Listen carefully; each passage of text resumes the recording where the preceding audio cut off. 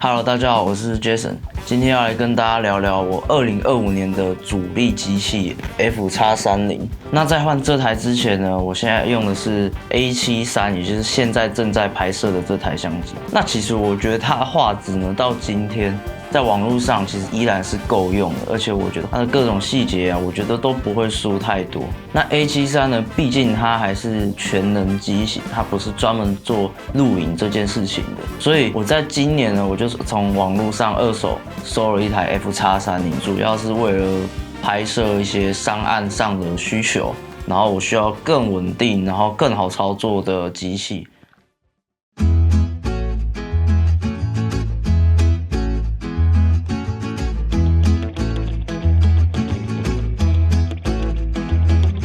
我觉得 FX30呢，其实它在体积的控制啊，还有这个散热，还有这个重量上啊，其实都控制得非常的好。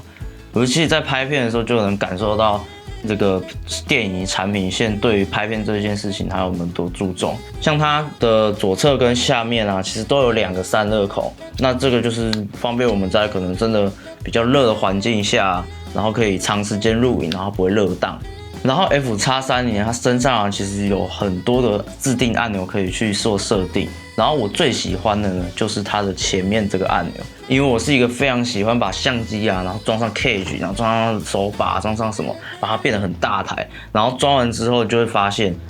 你的右手抓住了之后，你左手撑住，你就没有地方可以去按这个录影钮。这录影钮其实会变得非常难按。那如果它现在设定在这个最前面这里啊，这个6号自定钮这边的时候，我的手就可以非常轻易的去按录影这件事情。我很常在用 A73的时候，其实我已经发生过好几次，就是我按了快门，然后我以为它有在录，但实际上它其实没有。所以在 FX30啊这个电影产线上，它的相机其实他们都会有这个录影的 Tele 灯，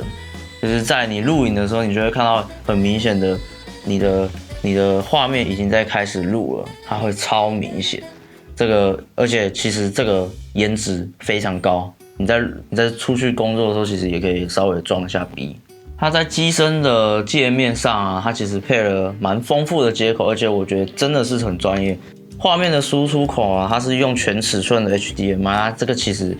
很牢固，因为像我用 A73，它其实那个小小的那个 HDMI 孔非常容易掉，而且很容易折到。然后我也很喜欢他们把这个防尘盖的部分设计成这种用掀的啊，就是不像以前那样是软的一块，它这是里面还有像弹簧的东西可以去把它撑住。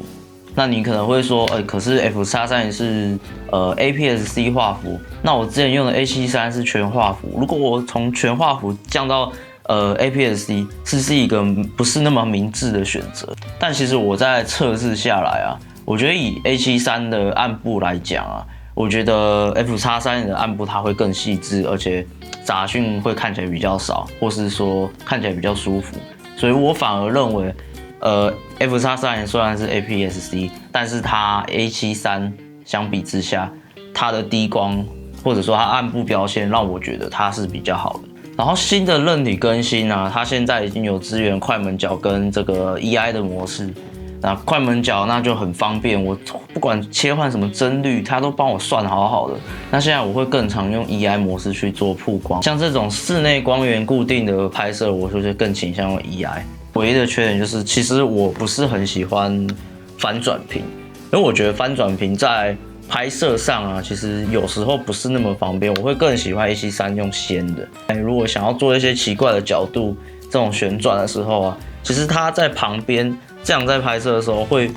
角度上会让我觉得有点别扭。我反而觉得如果它在中间的话会更好。可是这个就是要看个人的感觉。在镜头使用上啊，2470啊，我在全画幅的相机上啊，我其实很少用到24端这个焦段，我更喜欢用35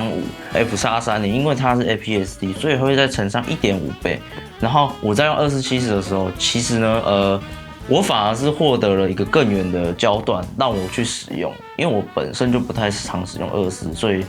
乘上去之后呢，其实就非常刚好，让我觉得这个镜头跟这个机器还是非常好的搭配。在拍 YouTube 影片的时候啊，其实我会更倾向用 A73，因为 FX3的档案啊，其实非常的大。如果我要拍摄史比特422啊，4K 24P，这个其实相比之下，A73会小很多。如果你是 A73的用户，然后现在想要再多一台设备来做拍片的工作的话，其实我觉得 F-X30是非常好的，就是不太需要去担心它因为 APS-C 的关系，它的感光、它的镜头可能会有什么问题。我觉得这都是可以去解决的。